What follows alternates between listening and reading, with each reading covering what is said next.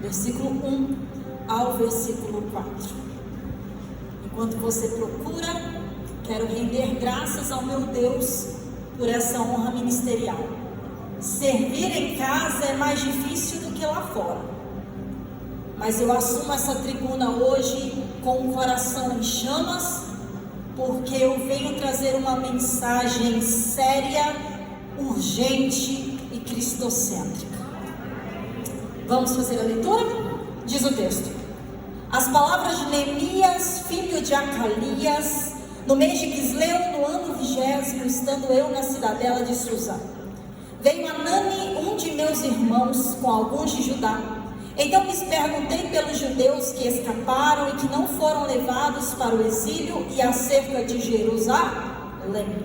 Disseram: os restantes que não foram levados para o exílio e se acham lá na província estão em grande miséria e desprezo. Os muros de Jerusalém estão derribados e as suas portas queimadas. Tendo eu ouvido essas palavras, assentei-me, chorei e lamentei por alguns dias, e estive jejuando e orando perante o Deus dos céus. Você pode orar comigo? Espírito Santo de Deus, na tua presença eu estou, e faço essa oração, Pai, para subordinar a Ti todo o meu corpo, a minha mente, o meu coração, para que nesse altar eu consiga entregar tudo aquilo que o Senhor já me disse nos bastidores. Eu te peço para sequestrar cada mente e cada coração, para que essa palavra atinja a finalidade para a qual ela foi designada. Que a tua presença nessa casa seja a confirmação de que a mensagem é tua, e que o Senhor possa nos encontrar nessa noite como os filhos sedentos para te ouvir. E eu te louvo e te agradeço, Pai, em nome de Jesus. Podeis nos assentar. A mensagem que eu venho trazer nessa noite, talvez não seja a mensagem que eu escolheria pregar. Eu até tentei dar algumas ideias para Deus, mas eu pude aprender algo com o Espírito Santo ao longo dos anos, e o que eu aprendi foi com Ele, foi que enquanto eu estiver debaixo da autoridade dEle, eu não falo o que eu quero, eu falo o que Ele manda. Então eu não vim aqui para falar nada além daquilo que o Espírito Santo já me disse, e eu peço a sua ajuda para que eu consiga transmitir tudo aquilo que o Espírito Santo me revelou. O texto que nós acabamos de ler, ele está inserido dentro da Bíblia Sagrada. E a Bíblia Sagrada é muito mais do que um simples livro. A Bíblia Sagrada é a palavra da profecia que nos mostra o passado, nos instrui no presente e nos revela o futuro. A palavra do Senhor, se hoje nós viermos fazer uma pesquisa sobre ela no Instagram, no Google, em qualquer lugar, nós vamos encontrar eles dizendo que ela fechada é um livro, mas que ela é aberta é a boca de Deus. A própria Bíblia vai dizer que ela é mais cortante do que uma espada de dois gumes, penetra até o ponto de dividir alma e espírito, juntas e medulas, e que não há nada que fique encoberto na sua presença. Pelo contrário, todas as coisas estão patentes e descobertas aos olhos daquele a quem nós teremos que prestar contas. O salmista, ao falar sobre a Bíblia, ele vai dizer que ela é lâmpada para os nossos pés. Ele vai dizer que para não pecar, ele aguarda no coração. Apocalipse vai me dizer, lá no capítulo 22, que bem-aventurado é o homem que guarda as palavras dessa profecia. E vai continuar me dizendo e me instruindo que ai daquele que retira dela qualquer que seja a palavra. Esse último versículo que eu acabei de mencionar, ele me traz um conselho muito importante da parte de Deus. Quando a Bíblia diz que ai daquele que extrair, que retirar qualquer que seja a palavra que está escrito na Bíblia, ele está me mostrando que tudo, absolutamente tudo que está escrito na Bíblia é importante. Você sabe muito bem, eu não preciso te lembrar que a Bíblia é composta por 66 livros, 39 do Antigo, 27 do Novo, e que esse livro é fracionado por capítulos e versículos, e que antes de iniciar qualquer capítulo nós temos subtítulos. Aquele subtítulo não é importante.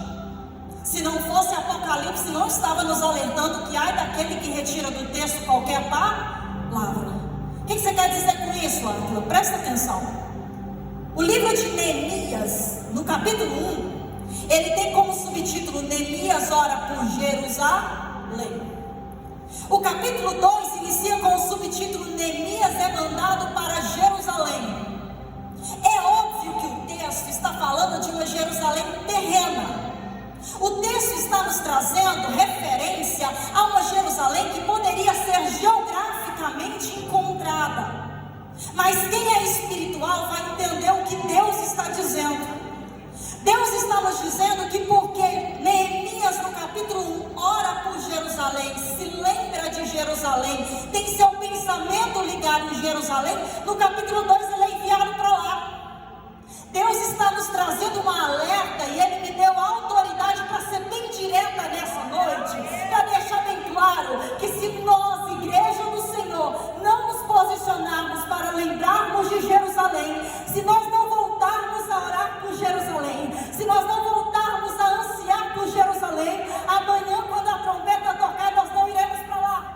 Aleluia. Porque não adianta vir à igreja, não adianta ter o título, não adianta postar no Instagram que é cristão, se você não se lembra de Jerusalém, se o teu coração não está ligado a Jerusalém, se o teu compromisso não é chegar até Jerusalém, meu querido, você não chega lá.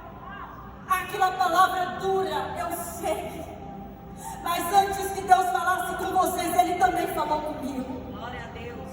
Deus está me dizendo: filha, eu levantei Neemias naquele tempo para restaurar Jerusalém, mas Neemias só chegou até lá porque primeiro ele se lembrou sobre Jerusalém.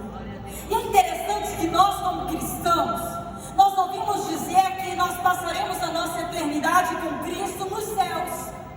Qualquer pessoa que aqui está, se eu viesse a te perguntar aonde você vai passar a eternidade, você provavelmente me responderia aqui nos céus. Mas eu gostaria de chamar a sua atenção ao que verdadeiramente a Bíblia diz. Porque a Bíblia me fala que nós seremos arrebatados, que nós iremos para o céu, mas que após o juízo final, uma nova Jerusalém descerá. E nós então passaremos nossa eternidade com Cristo aonde? Em Jerusalém. Jerusalém é o lugar onde eu e você teremos Cristo ao nosso lado. Jerusalém é o lugar onde nós teremos respostas que hoje nós não temos. Jerusalém é o lugar onde você vai olhar a face de Cristo e vai ouvir dizendo para você, diretamente para você, que valeu a pena. Mas hoje o Espírito Santo está nos movimentando nessa casa, dizendo: vamos voltar a pregar sobre Jerusalém, vamos voltar a cantar sobre Jerusalém, vamos deixar o que é material, o que é terreno de lado e vamos mostrar para o mundo para o que é que a gente veio. Nós não somos uma igreja para profetizar apenas que você vai ter um carro novo, uma casa nova. Nós somos uma igreja que se levanta, nós somos uma igreja que está de pé, que está gritando que Jesus vai voltar, que está gritando que santidade ainda é santidade, que pecado ainda é pecado. Quando eu aceitei sim ao meu ministério, eu disse: Senhor, enquanto eu estiver no teu altar, eu ainda vou pregar que santidade é santidade, que pecado ainda é pecado. Eu vou pregar que acima da teologia é a tua palavra e a revelação do Espírito Santo. Aquilo você não vai ser chamada mais para pregar, não importa. Eu estou preparando a minha vida, a minha casa, o meu coração para ir para Jerusalém. E não importa o preço que eu tenha que pagar por Jerusalém, eu vou pagar. E eu sei que aqui nessa casa está reunindo pessoas que também almejam chegar lá. Pessoas que almejam chegar em Jerusalém, que entendem que nada aqui na terra se comparar com a glória que nós teremos ao vivermos com Ele no porvir. O texto que nós lemos, ele está inserido em um livro por nome Neemias. E o versículo primeiro, o versículo chave, o versículo que inicia esse livro, está dizendo: as palavras de intrigou. Porque eu disse: Senhor, se tudo que está escrito na Bíblia tem um porquê, o que o Senhor viu em Neemias, a ponto de dar a ele um livro com o seu próprio nome? Porque grandes homens, Moisés, José, Abraão, marcaram a sua história e não receberam um livro. O que o Senhor viu em Neemias, a ponto de iniciar o livro dizendo as palavras de Neemias, dando credibilidade ao que ele dizia. O que o Senhor viu nele, porque eu pesquisei toda a história de Neemias e não encontrei nada especial nele. Eu procurei a descendência de Neemias e descobri que ele não era filho de sacerdote, ele não tinha origem em nada que era importante. Neemias não cantava, Neemias não pregava, Neemias não era profeta, Neemias não era sacerdote, e isso me intrigou. Eu disse: Senhor, a tua palavra não mente, e ela me disse que tudo que está escrito aqui é importante. O que o Senhor está tentando me ensinar? O que o Senhor viu nele que eu não vi? Aí Jesus me disse no secreto que não é o currículo que o atrai, que não é o que ele possuía, a graduação que ele tinha, o conhecimento que ele demonstrava até, que atraiu a presença e que chamou a atenção de Deus. E eu disse: Senhor, então o que foi? Aí ele me disse: quer resposta? Continua lendo. Eu pulei para o versículo 2, o versículo 2 está me dizendo que esse homem por nome Neemias está em um dia comum, em funções comuns. Aí ele recebe uma visita, é o seu irmão Anani. Eu imagino que tinha muito tempo que ele não via o seu irmão, e quem sabe ele poderia iniciar aquela conversa perguntando: e aí, tudo bem? Tudo bem com a família? Tudo bem com a tua profissão? Como que vai as coisas?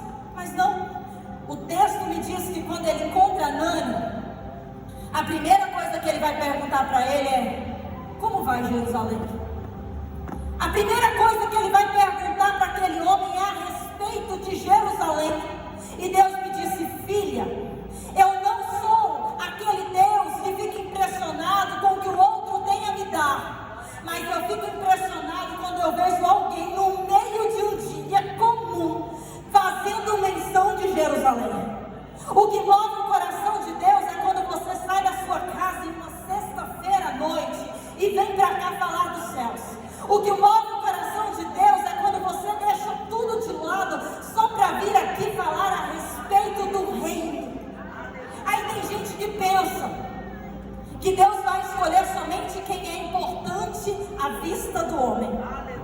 Aí tem quem pensa que Deus vai escolher aquele que tem o melhor currículo, que tem a melhor oratória, aquele que fez maior curso de teologia, ou aquele que tem maior número de seguidores no Instagram. E eu venho aqui para decepcionar essa pessoa e dizer que essa pequenininha aqui ouviu do próprio Deus lá nos bastidores do quarto dela que ele não está interessado com o seu tamanho, que ele não está interessado com a sua conta bancária, que ele não está interessado no seu título de mestre, mas que ele está interessado aonde está o teu coração, aonde está a sua mente, aonde você quer chegar. Eu vim aqui para lembrar de Jerusalém. Eu vim aqui para fechar os meus olhos e pensar como vai ser quando eu encontrar ele em Jerusalém. Eu vim aqui, Pai, para fechar os meus olhos por um instante e sentir Jesus olhando para mim dizendo: tá vendo? Valeu a pena, entra. Jesus olhando para mim dizendo: eu agora estou enxugando todas as suas lágrimas, aqui não haverá mais dor, aqui não haverá mais morte, só entra nas bodas do Cordeiro. Porque tem gente que está aqui que está cansado, tem gente que está aqui que está sangrando, que não está vendo mais motivos para viver, objetivos para avançar. E Jesus me trouxe aqui nesse altar para dizer para você: você não vai desistir, porque você tem um objetivo na sua vida e você não pode perder de vista. O seu objetivo é sair daqui para o céu. O seu objetivo é chegar diante do trono de Deus e encontrar Cristo dizendo: teu nome está escrito no livro da vida, entra. O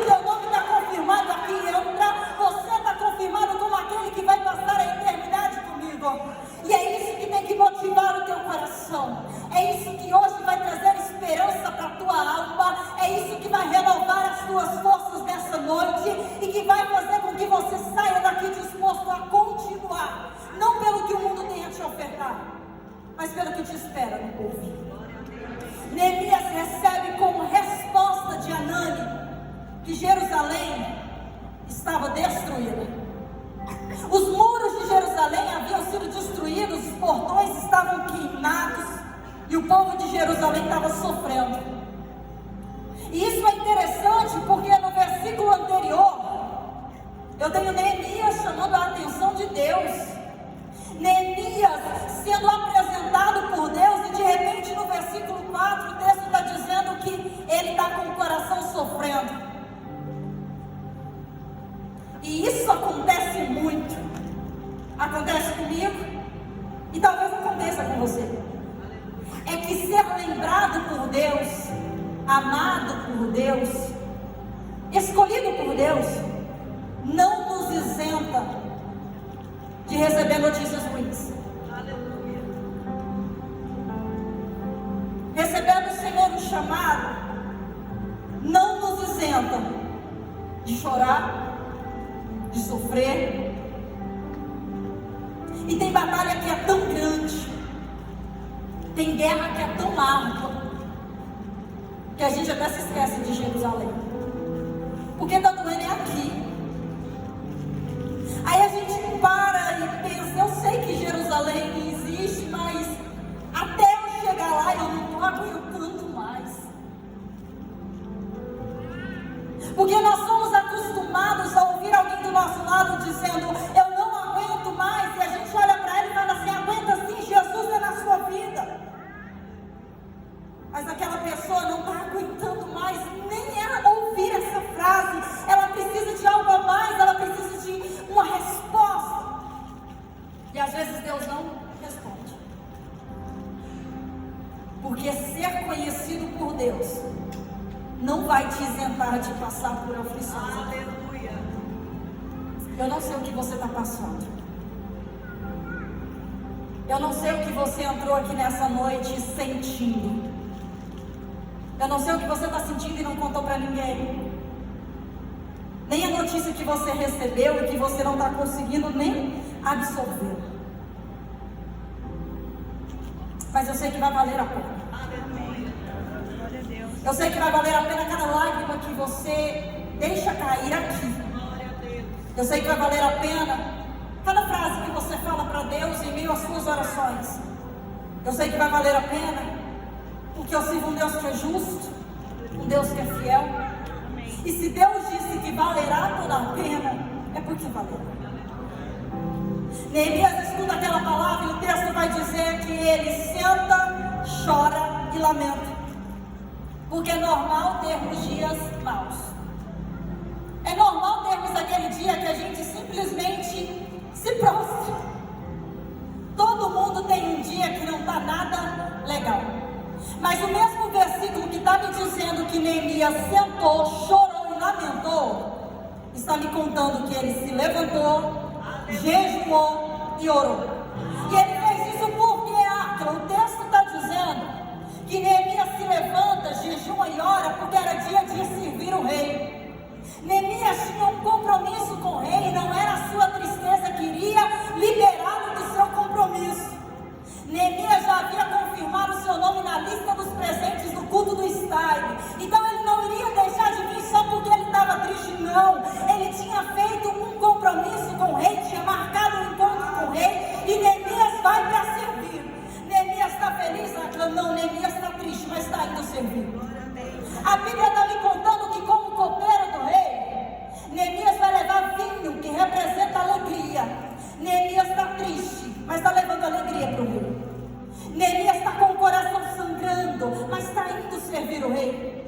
E a Bíblia vai me contando que o rei vai observando Neemias e vai vendo que ele não estava legal. Porque todas as vezes que você se preocupa em levar alegria para o rei, ele se preocupa com a sua tristeza. O rei está observando Neemias e vai perguntar para ele: o que é que está te deixando triste assim? Neemias vai ter a oportunidade de falar para o rei o que ele estava sentindo. E nessa noite, Deus está dando essa oportunidade para você. Você veio servir e não comentou nada com ninguém. Você só veio. Você veio dar o seu melhor para o rei e no contou nada para ninguém o que está passando verdadeiramente no seu coração. Mas Deus que te conhece de forma especial, que sonda o teu coração, que sonda a tua mente, que te conhece, está dizendo: ei, fala para mim, o que é que está fazendo com que a sua mente fique tão distante? O que está levando cativa a tua paz? O que está te gerando essa depressão? O que está te tomando essas noites de sono? Está tirando o teu apetite, você não tem mais alegria para viver, você não tem mais alegria para tentar. O rei está perguntando o que é que está maltratando o teu coração. Neemias tem a oportunidade de contar para o rei. Ele vai dizer para o rei: como que eu não vou sofrer se os meus irmãos que são de Jerusalém não estão querendo ir para lá mais? A cidade está destruída e ninguém está querendo ir para lá. E isso é bonito, porque se a dor do meu irmão não chega até a mim, tem algo errado comigo e com o meu evangelho. Porque se a dor da pessoa que está do teu lado não está te comovendo a ponto de você contar para o rei e pedir ajuda, tem alguma coisa errada com você e com o evangelho que você prega. Porque hoje você pode até não estar precisando, e por isso você está com a tua boca fechada, mas você não sabe a forma como a pessoa que está do teu lado chegou aqui. E talvez ela esteja esperando os céus abrirem para ela falar para Deus. Então hoje eu te chamo, eu te convido para clamar para que o céu se abra. Ah, que eu não preciso hoje, mas a pessoa que está do teu lado precisa. Neemias vai contar para o rei, e o rei vai dizer: o que você quer que eu faça? Aí Neemias, de forma muito profética, vai dizer: me dá carta. Carta para quê, Neemias? É que eu quero fazer algo por Jerusalém. Eu quero ir até Jerusalém para reconstruir os muros. Mas eu sou cativo, eu estou no exílio. Se eu chegar na fronteira, os governadores vão me barrar. Eu não posso passar daqui, eu tenho um limite. Não dá para ultrapassar essa barreira, mas eu quero chegar lá. Aí sabe o que o rei faz? O rei dá cartas. Porque tem projeto que está no teu coração, tem projeto que está na sua alma, que você até quer executar, mas tem uma barreira, tem um impedimento. E hoje Deus está aqui nessa casa com uma caneta na mão, assinando a carta dizendo: você vai chegar lá, mas você não vai clandestino. Se não respeitam o teu nome, vão ter que respeitar o meu. Se não respeitam a sua assinatura, vão ter que respeitar a minha. Mas de que adianta ir se ele não tinha matéria-prima? De que adianta Deus mandar você ir se você não tem recurso? Aí o rei, segundo a palavra, está chamando Neemias e dizendo: Edson, vem aqui. Você não só vai sobre a minha autorização, mas recebe aqui uma outra carta. Essa carta é para quê? Essa carta você vai entregar para os chefes da mata, para que ele te dê toda a madeira necessária para reconstruir Jerusalém. Neemias chega em Jerusalém. E agora ele vai observar por onde ele tem que começar. Aí a Bíblia, vai me dizer que ele começa por baixo. Aleluia. Porque quem tem um coração em Jerusalém não tem problema com isso. Quem tem um coração em Jerusalém não está interessado se vai ser o preletor que vai aparecer no cartaz, ou se vai ser uma das meninas da oferta, ou se vai ser quem pega o restante do lixo que sobrou no fim do culto. Quem tem um coração voltado em Jerusalém quer servir. Quem tem um coração voltado em Jerusalém quer se comprometer com o reino. Aí Neemias começa a reconstruir por baixo. Mas chega um momento em que Neemias deve ter parado e pensar o seguinte: temos um problema. O rei me deu madeira, só que os muros são feitos de pedra. Não tem pedra. A obra vai parar. Cadê o recurso? Meu Deus.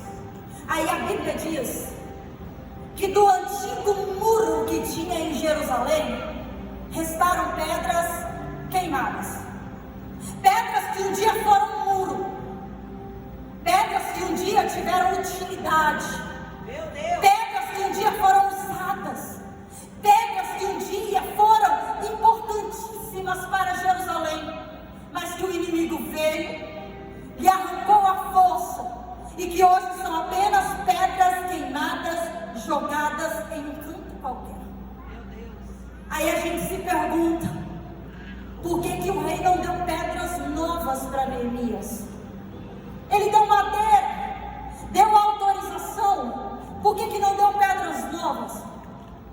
É porque o rei sabia que haviam ali pedras queimadas, que podiam até ter sido arremessadas em um canto qualquer, que podiam até não serem lembradas por ninguém, mas que ainda eram úteis e que poderiam ser usadas.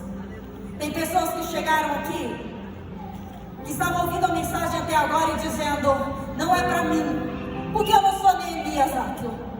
Não é para mim porque eu estou jogado em um canto, porque eu cantava e eu não canto mais, porque eu pregava e não prego mais. Que eu já profetizei, hoje eu não profetizo mais. Que eu já amei Jerusalém, eu já ansiei por Jerusalém, eu já servi, mas hoje eu não sirvo mais para nada. Tem pessoas que chegaram aqui que estão se sentindo como pedras queimadas, sem utilidade, e está achando que ninguém estava te enxergando aí, né, querido? Né, querida? Aí Jesus me traz aqui nesse altar para dizer para você, você pode até ser aos olhos dos outros uma pedra queimada sem utilidade, mas para mim você ainda tem proveito no reino, para mim você ainda tem jeito, para mim a sua história ainda tem como ser consertada, para mim eu ainda te levanto aí onde você está. Jesus quer contar com você hoje. Jerusalém conta com você. Neemias agora vai reconstruindo. Enquanto ele estava reconstruindo o muro, o inimigo estava sorrindo. Mas o texto diz que quando ele começa a fechar brecha, aí o inimigo fica desesperado. Porque construir muro qualquer um constrói, mas fechar brecha é coisa para crente. Fechar brecha é abrir mão daquilo que dói. Fechar brecha é abrir mão daquele convite. Fechar brecha é dizer não para aquilo que parece ser bom. Fechar brecha é ter prejuízo na terra para ter seu nome lembrado no céu. Deus está dizendo, enquanto você está indo mais ou menos, o inimigo está rindo de você. Mas a partir do momento que você resolver fechar brecha, a partir do momento em que você resolver fechar brecha, o inimigo vai ficar furioso. Mas não importa a fúria de Satanás, porque na sua frente vai estar o Rei dos Reis e Senhor dos Senhores. Deus está dizendo, ei, população de Jerusalém, aprenda hoje a fechar brecha. Descubra qual é a brecha, onde é que o inimigo está te atacando, aonde é que o inimigo está entrando. É nas suas emoções, menina, é no teu corpo, menino. Aonde é que o inimigo está tendo poder sobre a sua história? É para fechar brecha. Se não fechar brecha, a gente não chega lá. Se não fechar brecha, os nossos muros não vão assustar o inimigo.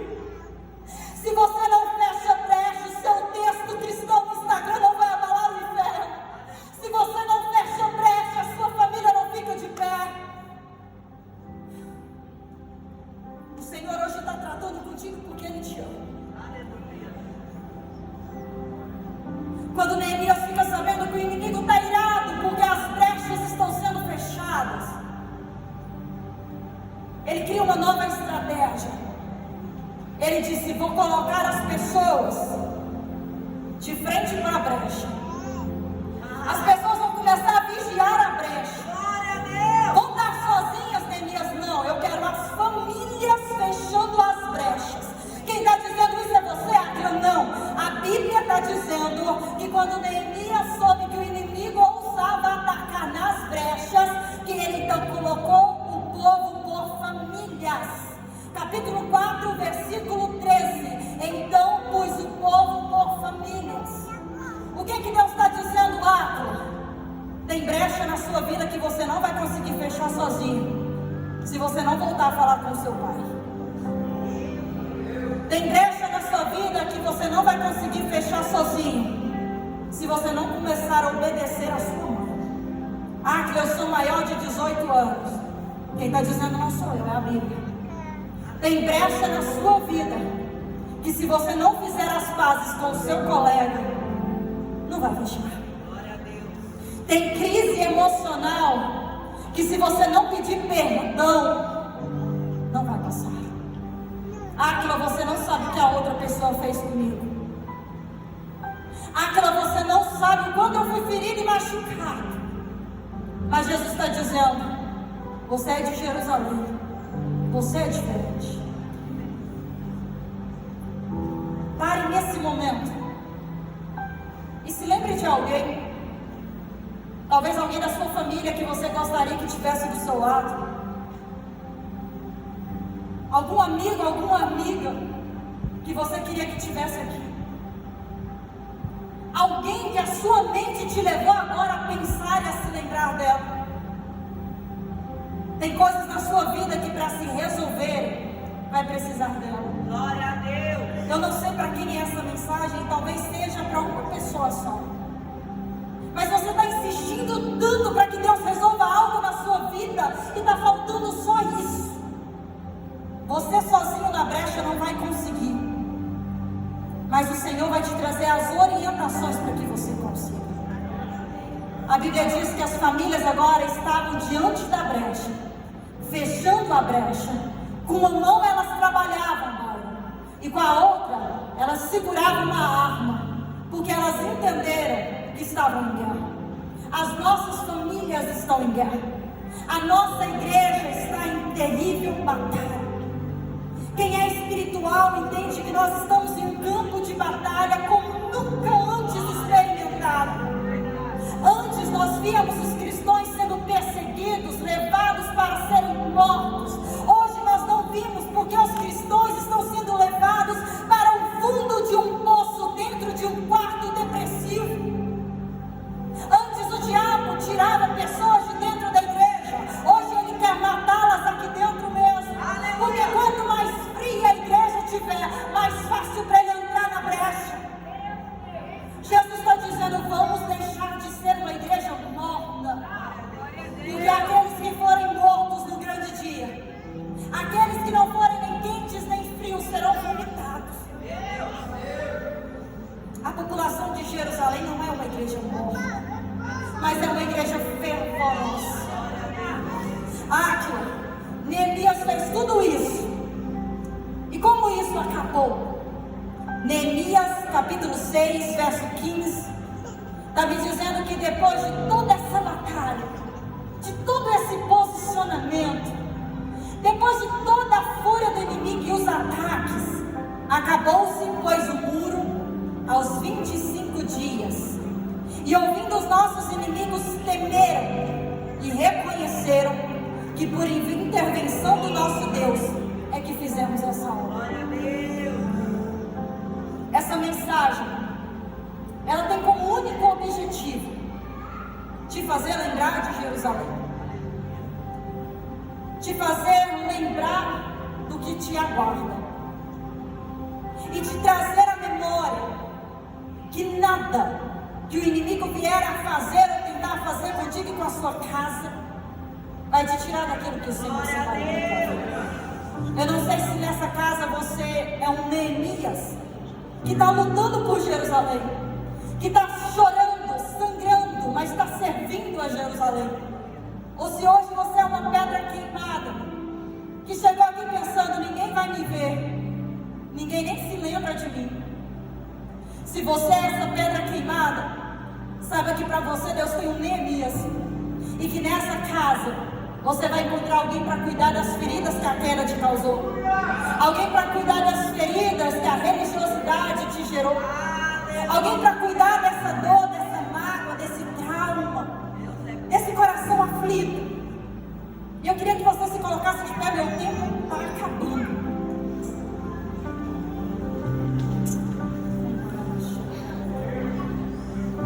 Eu já vou encerrar a mensagem.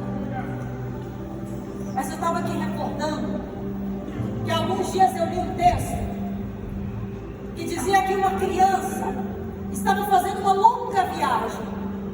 Era uma longa viagem de trem, E o ambiente que eles estavam passando não era agradável, eles estavam há horas passando por um deserto. Todos que estavam nessa viagem já estavam cansados, fadigados. Aí uma senhora olha para aquela criança e diz: você não está cansado da viagem? A criança para, sorri e responde para aquela senhora: estou. Ela diz: mesmo assim você sorri? A criança responde: sim, porque eu sei que quando eu chegar no meu destino, meu pai está lá me esperando. Glória a Deus. Você que chegou aqui cansado, eu sei que não é fácil. Ser crente para ir morar em Jerusalém não é fácil. Abrir mão daquilo que o mundo oferece não é fácil. Pagar o preço dói, machuca, e só quem sente é quem entende. Eu não consigo medir a sua dor. Eu não consigo, te olhando daqui, visualizar pelo seu semblante qual é o seu problema. Mas eu só estou aqui porque existe um Deus grandão. E esse Deus, ele é tão grande a ponto de te enxergar aí. Nós vamos louvar. E nesse louvor nós vamos ensaiar a nossa ida para Jerusalém. Escuta. Em Jerusalém nós não teremos motivos para chorar. Não haverá morte, não haverá dor. Não haverá nada que vai nos preocupar. Então, se nós vamos ensaiar, vamos fazer direito. Nós vamos combinar o seguinte: nos próximos 5 minutos, eu quero todos fechando os olhos, imaginando o céu se abrindo, Jesus descendo ao encontro de sua noiva, e você sorrindo ao encontro dele. Por que, Águila? Porque se não tem dor, se não tem choro, só tem alegria. Então, como um presente dos céus para você nessa noite, receba 5 minutos de paz na sua alma. Vamos ensaiar o dia que a gente não vai ter mais tristeza. Vamos ensaiar o dia que esse coração aí não vai estar angustiado. Vamos ensaiar o dia em que tudo valerá a pena e que nossos olhos terão todas as lágrimas enxugadas. Você consegue fazer isso comigo? No grande dia você nem vai se lembrar a pessoa que está do seu lado. No grande dia você vai enxergar só Cristo. Já vai pensando aí a primeira palavra que você vai querer dizer ao ver Ele. O que é que você vai querer falar para Deus? Será que você consegue ouvir lá no fundo o som das trombetas tocar?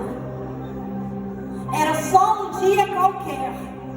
Você estava cansado, fatigado no seu trabalho, correndo para um lado, correndo para o outro, coração angustiado, e de repente ouviu-se o som de uma trombeta. A trombeta tocou, e agora você começa a enxergar a cena mais linda da sua vida. Agora você começa a entender tudo aquilo que você viveu aqui e compreende que aqui tudo era sem importância, insignificante. Agora você vai enxergar um alto e sublime trono. Assentado nele, alguém que você não consegue descrever. Há uma glória, há uma luz, há um brilho.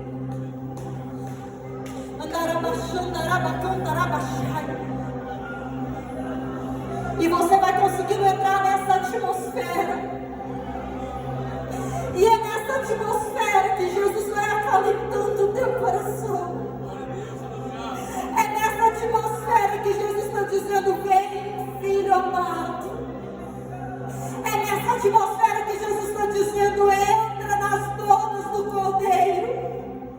Fostes fiel até o fim. E nós vamos louvar, porque na eternidade nós cantaremos o tempo todo que Ele é santo. E nós vamos louvar ao Senhor.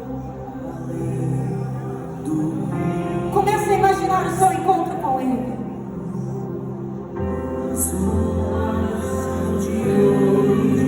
É o seu momento com Ele. Não tem ninguém do seu lado, é só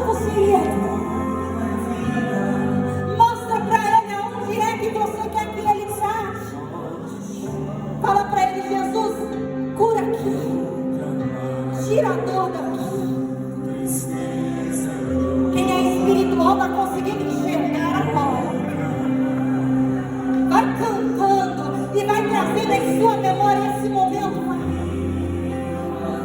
Aonde vai valer a pena, aonde tudo valerá a pena.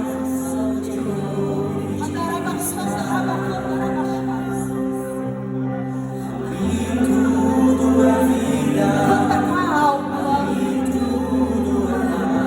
e saia bem bonito. Cadê o coral que vai cantar em Jerusalém? Cadê o coral que vai cantar em Jerusalém? Que a sua voz seja ouvida nesse momento.